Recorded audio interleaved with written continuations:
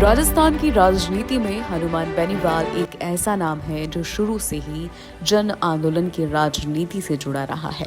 अधिकांश नेता छात्र राजनीति या शुरुआती दौर में आंदोलन करते हैं, लेकिन सत्ता में आने के बाद ये राह छोड़ देते हैं। वहीं बेनीवाल उन चुनिंदा नेताओं में शामिल हैं जिन्होंने संघर्ष और सड़क से अपना रिश्ता कभी नहीं तोड़ा। हनुमान बेनीवाल ने राजनीतिक यात्रा की शुरुआत राजस्थान विश्वविद्यालय से की, जहां वे छात्र संघ अध्यक्ष बने।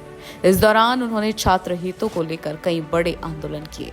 एक आंदोलन इतना प्रभावी रहा कि तत्कालीन मुख्यमंत्री भैरों सिंह शेखावत को भी झुकना पड़ा।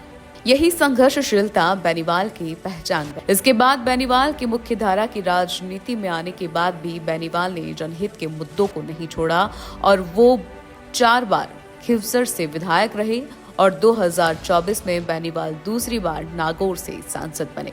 हनुमान बेनीवाल ने राष्ट्रीय लोकतांत्रिक पार्टी की स्थापना कर खुद को एक वैकल्पिक राजनीतिक शक्ति के रूप में पेश किया।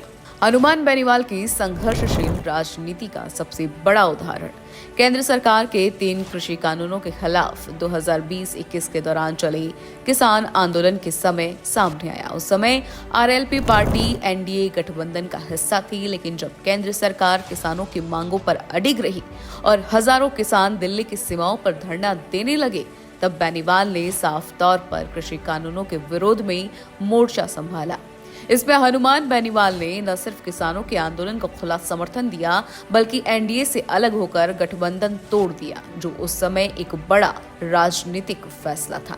दिल्ली की सीमाओं, जयपुर, नागौर और अन्य क्षेत्रों में वे किसान मंचों पर सरशरीर मौजूद रहे, जिससे किसानों में उनके प्रति एक अलग विश्वास बना। ये घटना हनुमान बेनीवाल की उस छवि को और मजबूत करती है कि वे सत्ता की राजनीति से ज्यादा जन भावनाओं के साथ खड़े रहने को प्राथमिकता देते हैं।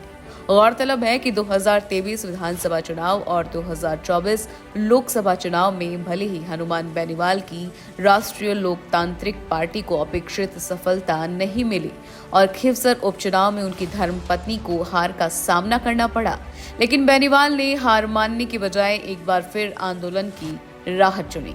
हाल ही में एसआई भर्ती रद्द कराने की मांग को लेकर उन्होंने जयपुर के शहीद स्मारक पर लंबा आंदोलन किया, जो अभी भी चल रहा है।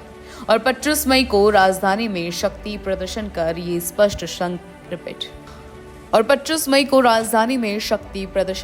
स्पष्ट संकेत दिया है कि वे अभी भी जनता के मुद्दों को लेकर गंभीर है और हर मोर्चे पर लड़ने को तैयार है।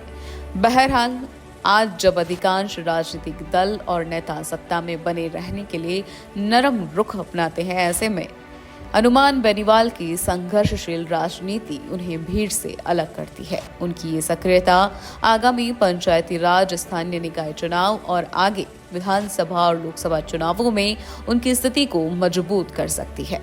ब्यूरो रिपोर्ट, पीके टाइम्स, जयपुर।